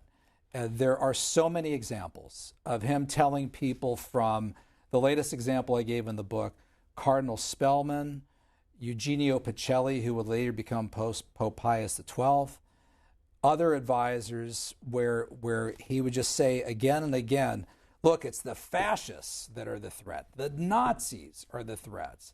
Eleanor and I, we have communists who are friends. We know the communists. I can handle the communists. I got the communists covered. The communists are not a problem. It's fascism that's a problem. Eugenio Pacelli said to him, he said, Mr. President, you do not understand the communist threat. You don't realize what a bad international threat this is. He also thought he could handle Stalin, who he called Uncle Joe, actually called him Uncle Joe. And many of his advisors who were great liberals, Chip Bolin, Averell Harriman, they even said, he's very naive about this. Proof of this, if you look at, Yalta was February 1945. That's where he really got badly misled. And that was probably where, intentionally or not, half of Europe was handed over to Moscow. He died in April 1945. There are 3 or 4 documented cases, I lay them out in Dupes, letters that he wrote, things that he said one-on-one to people, where he was already regretting Yalta. And he even said to Anna Rosenberg, he said, Averell is right. Averell Harriman is right. We can't trust Stalin. We can't do business with Stalin. He's already broken every promise that he made to me at Yalta. So for liberals who want to defend FDR at Yalta, don't do that. Even FDR would probably say that he was wrong at Yalta. He put a fatal mistrust in Stalin that he was really burned by. You spend a bit of time on Harry Hopkins, too. That's right. Harry Hopkins was the closest advisor to both FDR and Eleanor, so close that he actually lived in the White House for a time. In the book, I go over the issue of whether Harry Hopkins is Agent 19 in the Venona papers. And I've had friends who really disagree on that. The late Herb Romerstein, I dedicated Dupes to Herb Romerstein and also Arnold Beachman. And Herb died, I think, around 2013. And my good friend Ron Radosh, who's a brilliant Cold War historian, and I know Ron and Herb completely disagreed on Harry Hopkins. And I've had people on both sides say, no, Harry Hopkins, he was a dupe. He was badly misled. He was a naive progressive, maybe even been pro-communist, but he wasn't Agent 19. And I had Herb, who actually reprimanded me a little bit for Dupes. He said, you should have said that he was Agent 19. I'm telling you, Harry Hopkins is Agent 19. Take it to the bank. I said, I don't know, Herb. I've got other people who are scholars too. They say he's not. He said, I'm telling you, he's Agent 19. So the way I handled it in Dupes was I presented both sides. I don't know the exact answer, but he too was very naive about Stalin. John's calling in from Laurel, New York. John, you're on Book TV. Professor Kengor, I do have a question, and the question is this. Do you think that there is a moral inconsistency or perhaps a hypocrisy in our foreign policy? And if you do, how do you see that running through our foreign policy today, and what effect does it have? But also, I'd like to make a comment. You made reference to we turned over half of Europe to the Russians. Well, the Russians were occupying half of Europe at the time. It's true. So, John, can you give an example of what you may see as a moral inconsistency in our foreign policy? Well, if you look in the Middle East, would be one example. There's a certain moral inconsistency where we're no longer considered the honest broker. If you look at our treatment with Saudi Arabia, right? There are many issues that run throughout, our current and past foreign policies, how we curry favor with certain dictators when they're consistent with our own best interests, and we are very critical when it's not. Now, I understand political pragmatism.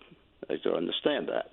But I'm posing it because it seems to me that your guest is very comfortable with looking at things in a moral context.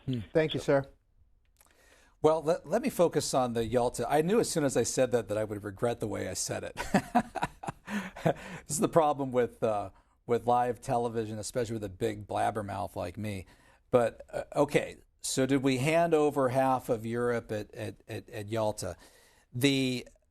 What we agreed to do at Yalta was we agreed to a promise that made by the Soviet Union to allow, quote, free and unfettered elections. That's the exact quote, throughout the different countries of Eastern Europe. Now, those countries instead were not permitted to have free and unfettered elections. In fact, Poland didn't have free and unfettered elections until June 1989.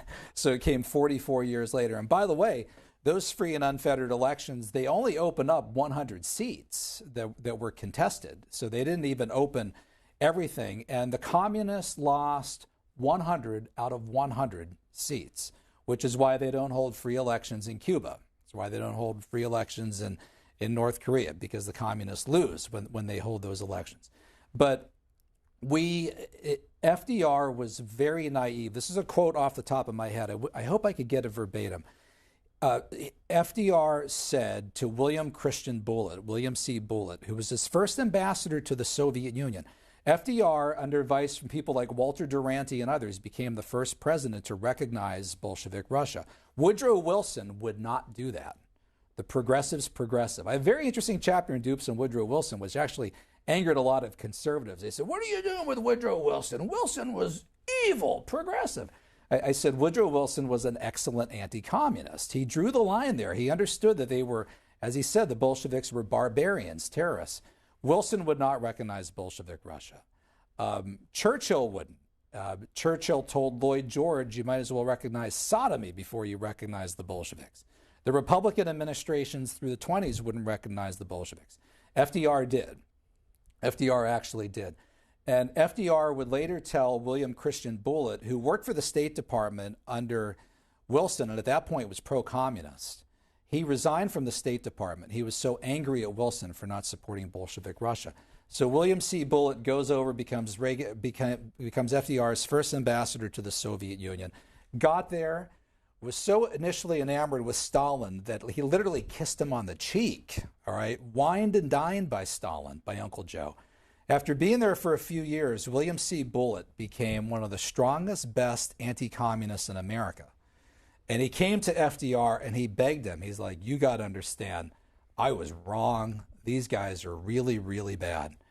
And FDR said, I believe that if I give Stalin everything he asks for and ask nothing in return, noblesse oblige, then he will work with me to build a world of democracy and peace. That's what FDR said about Stalin. If I give him everything he asks for, Stalin, and ask for nothing in return, noblesse oblige, he will work with me to build a world of democracy and peace. Now, Chip Bolin and others looked at this and said, oh, no. So FDR was very naive about Stalin. Now, what could we have done to have stopped Eastern Europe from being taken by the Russians? Well, that's a better question. And, that's been dealt with by Stan Evans and Herb Romerstein in their book, Stalin's Secret Agents, Operation Keelhaul, even George S. Patton. I mean, the idea, Patton wanted to go all the way to Moscow and invade the Soviet Union. No, he wanted to keep our troops in Eastern Europe and Central Europe longer than they were in order to keep the Soviets from going into those areas. If we made a mistake, it was withdrawing too early and allowing the Soviets to come in and fill the vacuum and to stay there. That could have all been managed so much better. FDR was great at defeating the Nazis, but terrible in the way that he handled the communists. And a lot of that, too, was because of bad advice from pro-communist advisors. You're watching Book TV on C-SPAN 2. This is our monthly in-depth program with one author and his or her body of work. This month, it's author and professor Paul Kengor. Joseph, West Haven, Connecticut, you're on the air. Thanks for calling. Yes, thanks for taking my call, and I enjoyed listening to you, Professor. You may have covered what I'm going to speak about, but I'm going to say it anyway. When I was in the Air Force in Eglin Field in the early 50s, I did my work near the library, and as you said about yourself, you didn't do well in high school. Well, I was a total jerk, too. And I made it a point to go to the library a couple of times a week and read biographies. And happily, one of the biographies I came across and stood out like it was in neon was God and Man at Yale by Bill Buckley. And I thoroughly enjoyed the book, and I became a lifelong fan of Bill Buckley. And you know better than I what an intelligent, witty person he was, and a great human being. And I'm a lifelong subscriber to his magazine, and that's what my question is about. He had a columnist, John Chamberlain, and Joseph Sokolsky in those early days. And if I'm not mistaken, they were both former communists or dabbled with it. And it seemed, in reading the early issues of National Review at that time, William Buckley went out of his way to have these great anti-communist writers who, in many cases, it seemed to me, had been communists or dabbled in it or came from communist countries. So that always interested me, and I'm still a subscriber, a happy subscriber of National Review, lifelong. And I'll take your answer. That's Joseph. What do you do in West Haven, Connecticut? Retired teacher. I'm sorry, sir? I'm a retired teacher, and incidentally, my first year of teaching, I taught John Chamberlain's stepson, and this is kind of a comical little story. I taught both English, freshman English, and American history. And when we got to the age of industrialism, I used the phrase robber barons. And soon after that, John Chamberlain's stepson brought me in a book about the great industrialists of America, the John Carnegies and Vanderbilts and Rockefellers, and he may have written a book. I'm not sure, but I got his point. As I said, I had used the word robber barons in describing those men, and he may have heard it from his stepson. All right, Joseph in West Haven, Connecticut. Before we let you answer, he said he was a lifelong subscriber to National Review. Right. The editor of National Review now, Rich Lowry, has a new book coming out in August 13th, I believe it comes out, and it's called Nationalism. So just to put that on your radar screen. But sure. Whatever By the way, you'd like to say to him. Great book by Bert Folsom called The Myth of the Robber Barons. Really quite excellent.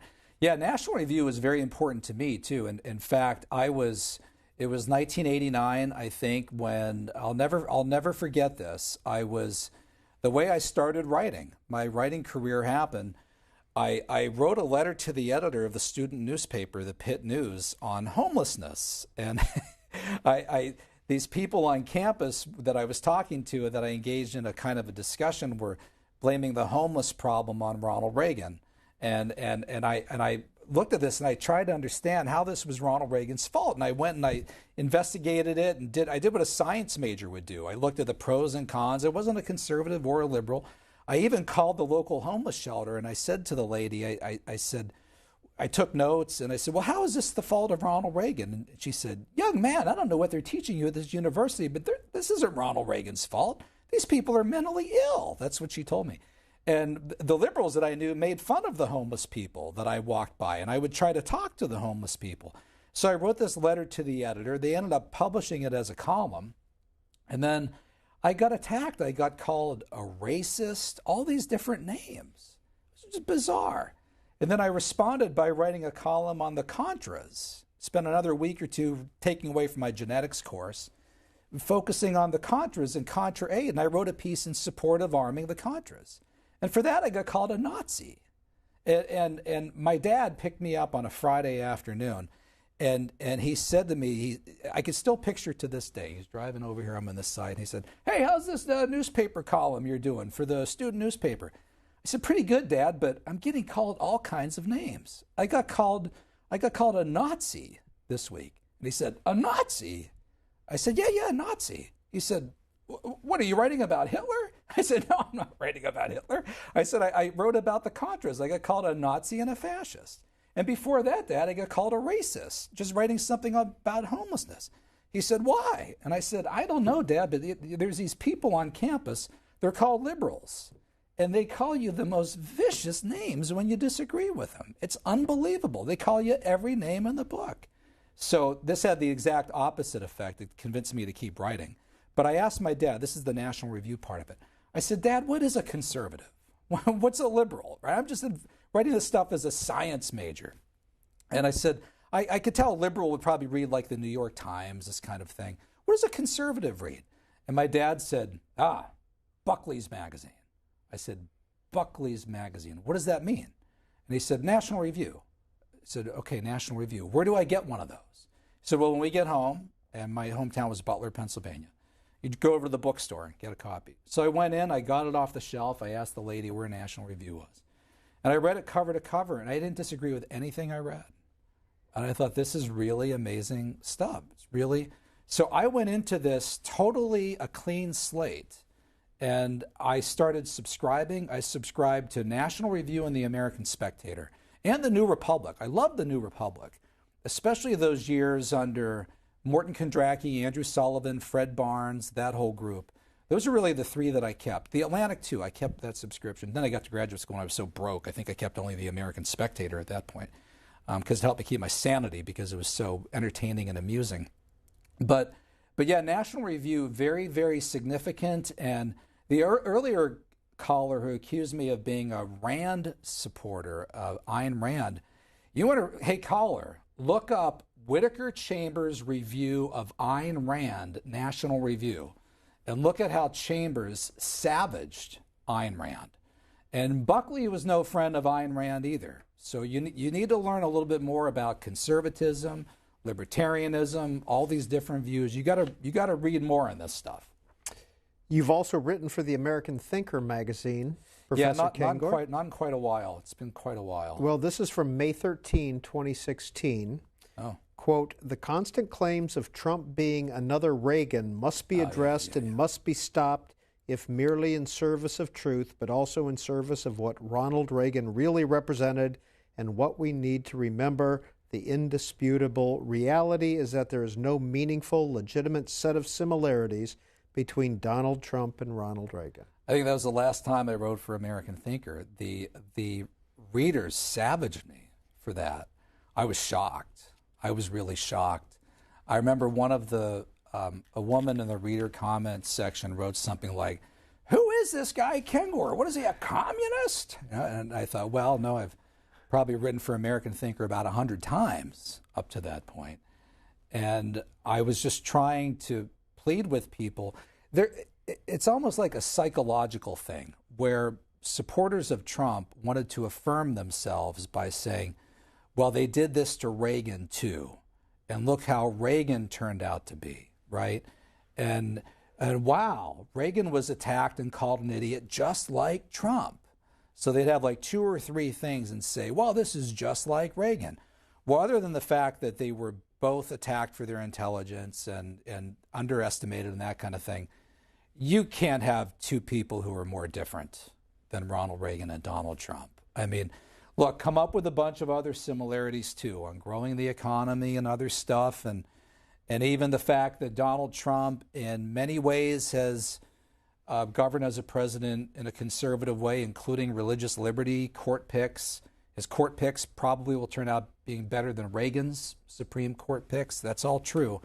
But in so many ways, especially personality, you couldn't find people that are more different. Reagan was, everyone who met Reagan liked him. Liberals liked Reagan as a person. Reagan was the kindest, most decent person that so many people have told me. They said he was the nicest person that I ever met. Reagan in his diaries abbreviates the word damn. Reagan wouldn't even swear. All right. I mean, he's the complete opposite of Trump on that. So I was pleading with people there. Look, if Trump's your guy, that's cool. Make your point. Go for it. But don't try to make him like Reagan, because he and Reagan are completely different. Cliff, San Angelo, Texas, you are on Book TV. Yes, hello. Thank you so much, Professor Kengor. It's so refreshing to get a conservative such as yourself on national TV for a change. I'm a big conservative, as you could probably guess. My background for that probably is that I played pro tennis. I won the first World Point title, won the Davis Cup with Arthur Ashe, was at the White House during Richard Nixon's reign in '69. But forgetting that, we could probably figure out who you are. We're going to. I'm going to ask my producer to look up Cliff. Well, I won't even give you my last name necessarily. I'm not calling to brag on myself, but you asked the other person what he did, and I'm a published author on Amazon. I'm a mental health advocate. But, you know, I'm so curious. You must have, Professor, you must have debated the liberal professors that make up the majority. They can say they don't, but they do. And to me, it would be a chip shot to beat them because of what you've said as to why conservatism has been a proven winner through millennia. So I know you'll be honest when you answer. What has been your experience, and what do you think your personal record is when you have debated the liberal professors on the subjects and issues that you're talking about now? And one last thing. We have been absolutely massacred over the last 30 or 40 years as conservatives with the press and with the activists who talk you down, call you names, accuse you of being, I just want to state my opinion without being assassinated character-wise. And my opinion is this. Donald Trump won because of Twitter. We have been waiting for somebody to fight back and answer these people. And to me, they're a bunch of idiots. And I think he'll win again. And I think it's so refreshing. But I think it's because of Twitter. Thank you guys so much. Cliff, is this Cliff Ritchie? Yes, sir. Thank you. Cliff Ritchie, very quickly. God bless the internet, right? Former professional tennis player, American Junior Nationals champion 1962 and 63. Won the boys singles title at the French Open in '64, et cetera, et cetera. But, wow, it's very good, very good. Interesting. Well, Cliff, I usually don't debate liberal professors. They don't ask me to debate. I don't get invited to those things. It's very interesting. I've been giving a talk for Young America's Foundation for, probably 20 years now, and it's called "Why Communism is Bad," and I get invitations from college Republican groups, YAF chapters at different campuses, with these kids who are desperate, saying, my professor quite literally has a bust of Karl Marx in his office, right? I hear nothing negative about communism. I hear how it's good, it's about sharing, it's badly misunderstood. The problem with communism, it hasn't been tried right, and so forth. Could you please come to campus and give a talk on why communism is bad? And I go there, and I'll bring a stack of books with me because I want to go straight from the text. Communist Manifesto, Lenin on the State and Revolution, the Harvard University Press book on the Black Book of Communism. And the students in that room are riveted. They are locked in because this is stuff that they haven't heard before. And very rarely is a professor in the room. They hardly ever come. The last time I gave the talk, there was one professor in the room, and it turned out, he was a Polish emigre. He was in the engineering department, and he told me that he was the only Republican he knew out of a faculty of about 130 at the college. I had one case where there was a professor in the room, a female professor, and as I was going through the body bag count, the butcher's bill, the number of people killed under Soviet communism, over 20 million according to the Harvard University Press book. In fact, Solzhenitsyn and Alexander Yakovlev in his Yale University Press book, A Century of Crimes in Soviet Russia, Yakovlev, who was Gorbachev's chief reformer and given the job of trying to count the skulls and find out just how many people were killed in the Soviet killing fields, Yakovlev says in that book, quote, Stalin alone annihilated 60 to 70 million people.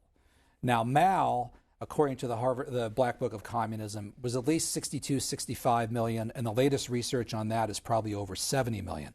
So if the number is 100, 140 million under communist governments, that's more than twice the combined death tolls of World War I and World War II.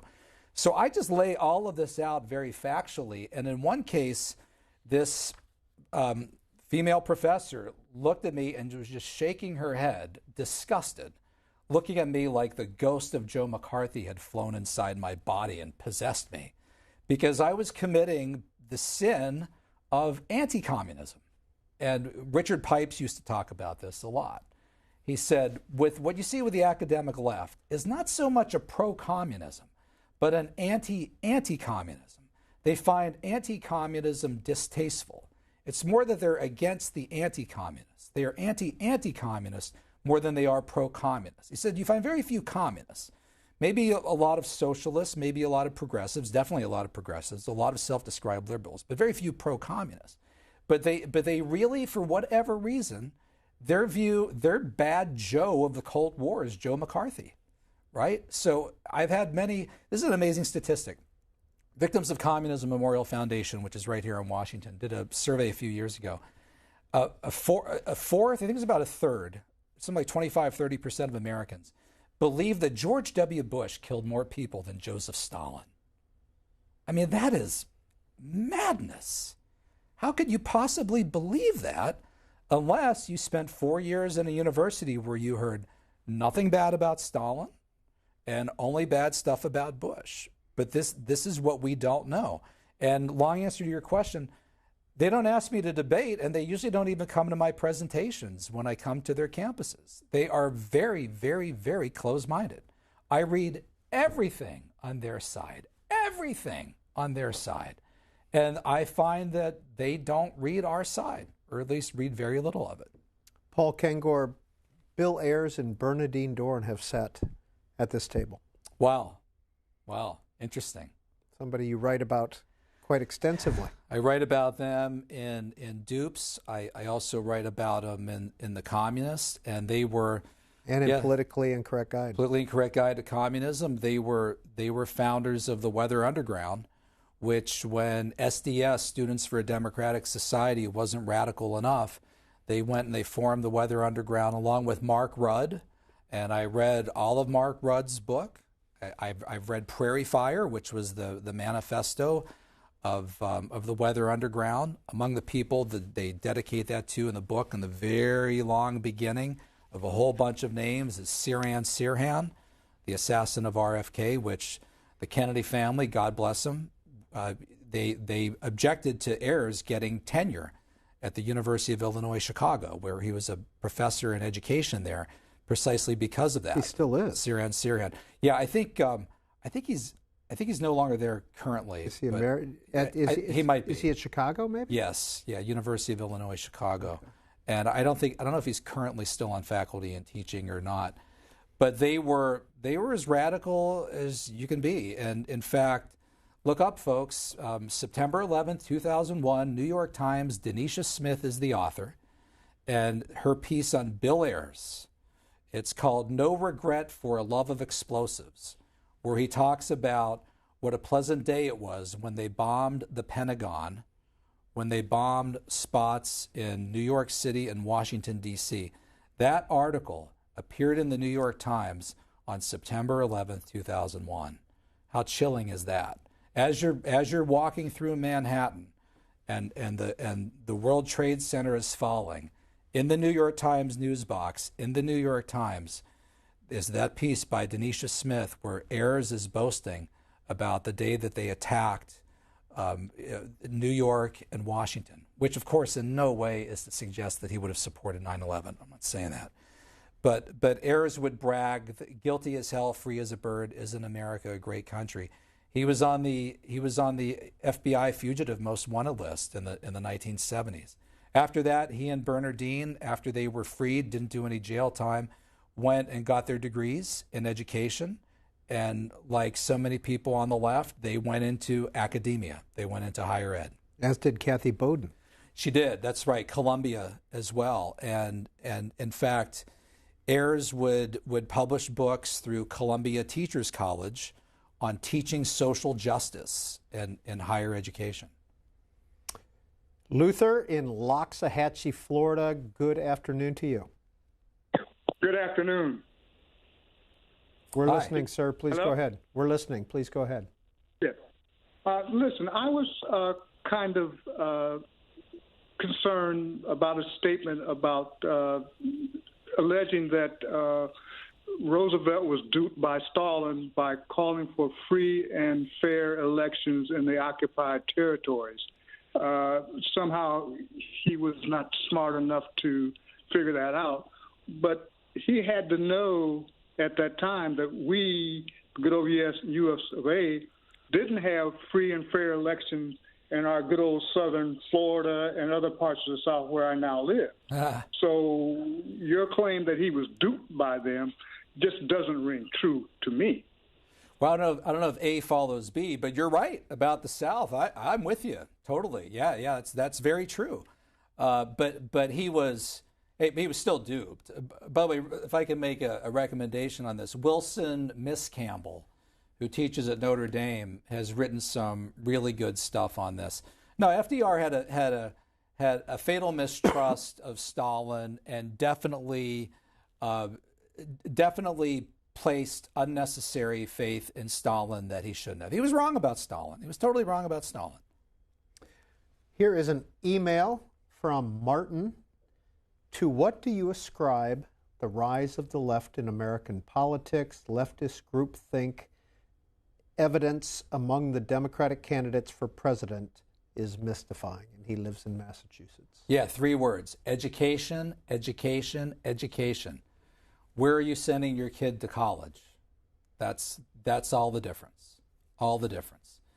And the universities, there's data on this for 30 years now. The faculties, despite all their claim of diversity, you're lucky if 10% of the faculty self-identifies as conservative.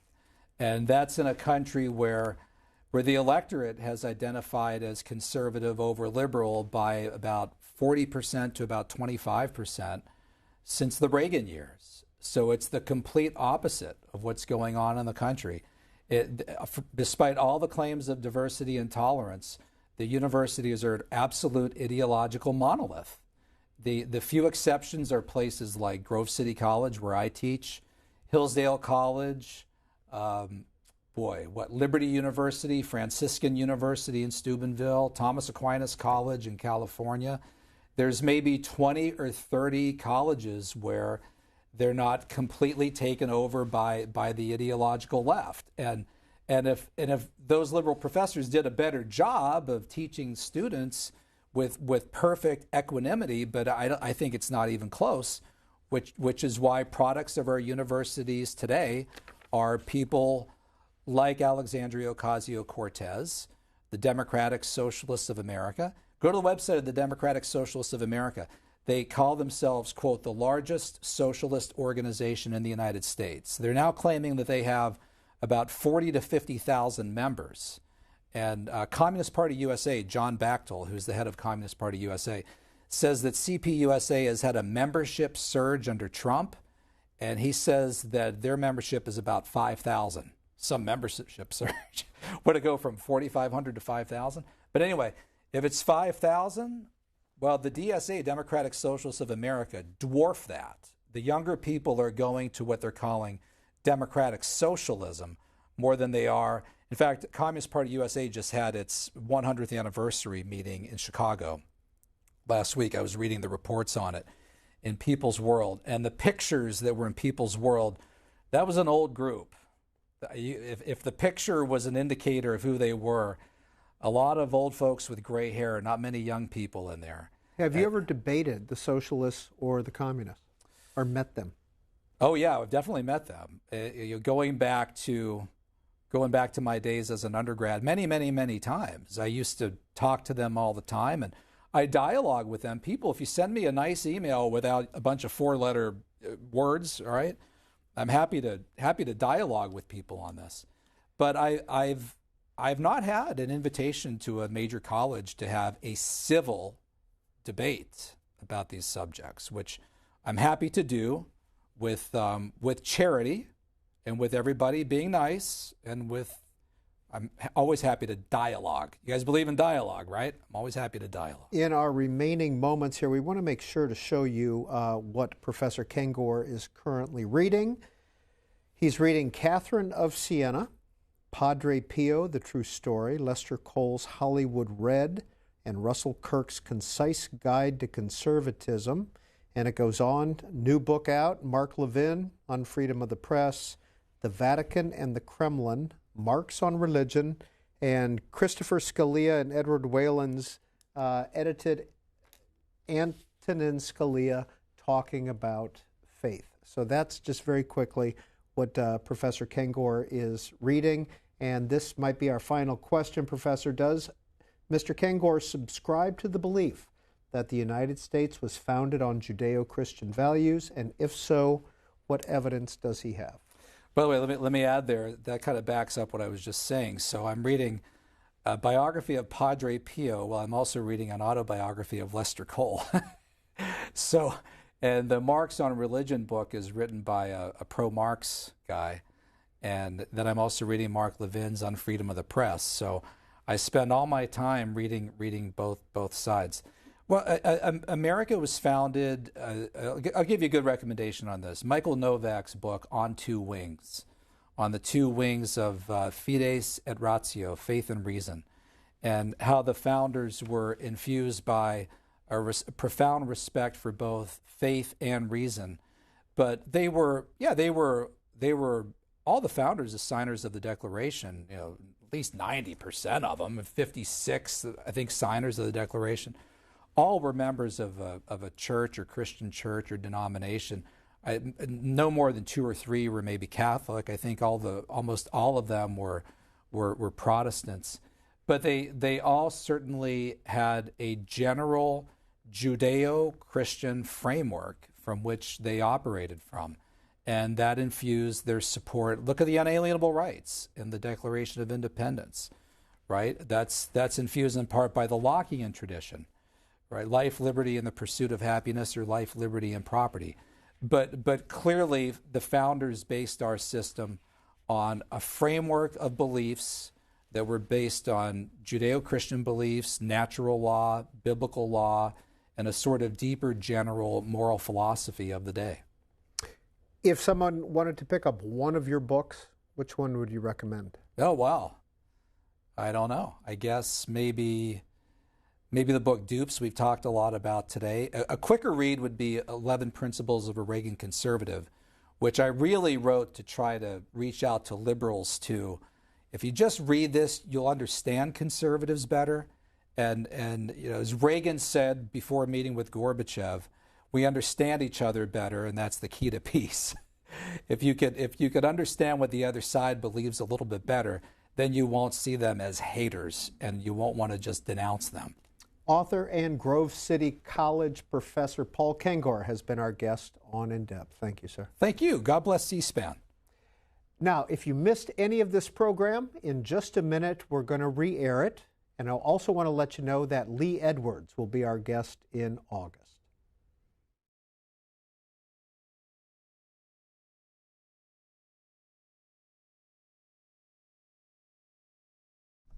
And now, Book TV's monthly In-Depth program with